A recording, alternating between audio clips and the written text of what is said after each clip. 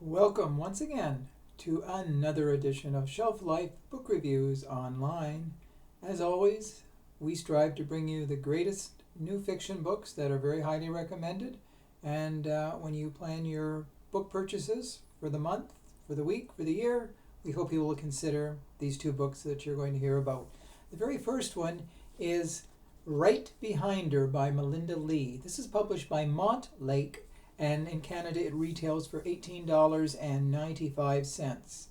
Melinda Lee is an interesting writer. She has given us, this is book 3 of the Bree Taggart series, and it is a very interesting series. Bree is a sort of a flawed individual. She's had a very interesting past, and this book brings to note the past in more detail as she returns to the farm where her family and her brother Adam grew up. So with Adam, they return to the farm. It's sort of run down now. So as they tour the farm, they suddenly find in the soil bones, very old bones. In fact, they're the bones of two individuals, a male and a female, who died based on the condition of the bones. It appears that they died quite some time ago. Now, the interesting part of all this is when Adam and Bree were growing up, their father was very abusive, and he killed the mother and another brother. And so they hid under the porch while the father did his murderous rampage and then, killed himself. So it is a past. The skeletons of the past are literally there, and now they find more skeletons, which they do not know if they are related to the father's murder spree. And so it's very, very interesting. Now, as we find out, Matt Flynn is a consultant for the sheriff, and in past books, he has had a sort of romantic interest in Bree, and she's had one in him. So he's a handler of canines for police training. Now, Bree has a fear of dogs, so he tries to help her get over her fear of dogs. But it's not about that. It is mainly about the bones that are found. And stirring up the past is causing a lot of discomfort for people in the community.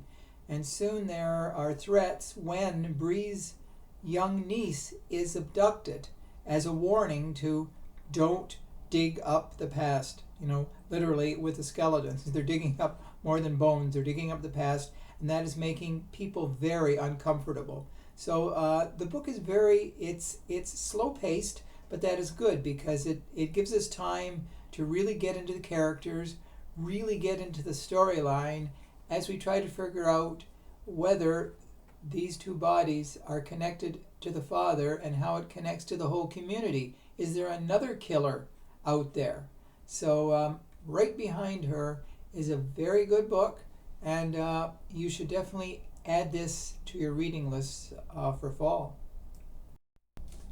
The second book of note this time out is The Girl Who Died by Ragnar Jonasson. This is translated from the Icelandic by Victoria Cribb. Ragnar Jonasson is one of the top Icelandic mystery writers out there. His books have all been bestsellers, and when you read this book, you'll understand why. It is a very, very unusual tale of a girl by the name of Una who leaves Reykjavik. She heads to this very, very remote, tiny village called Skalar, where in the village there are only 10 people. 2 of them are children, and she has gone there to tutor these 2 children. She lives in a attic apartment owned by the mother of one of the girls she's tutoring. Now, while she's there, she thinks she sees images of a young girl.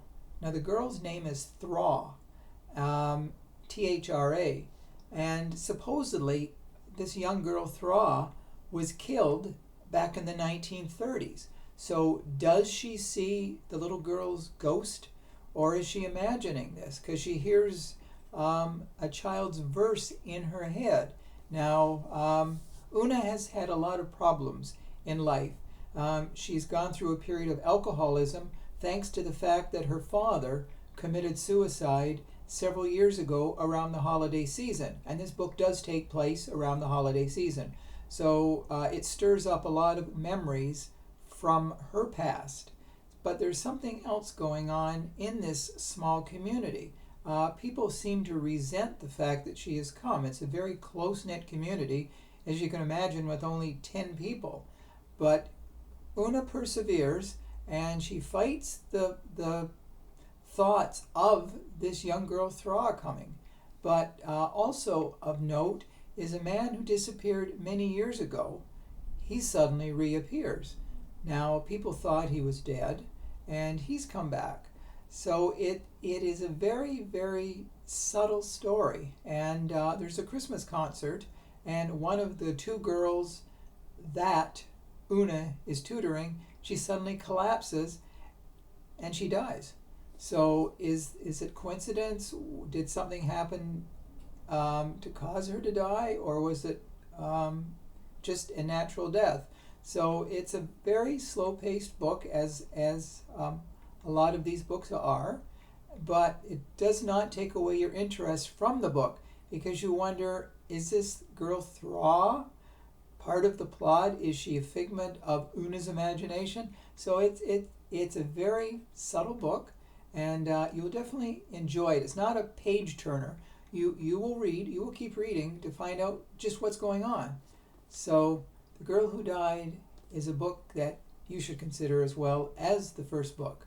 So those are the two books I wanted to draw to your attention. Hopefully you will consider them when you're planning your book purchases. So as always, I thank you for your time in watching my videos. Do send me your comments, positive, negative, and anything else you want to say to me.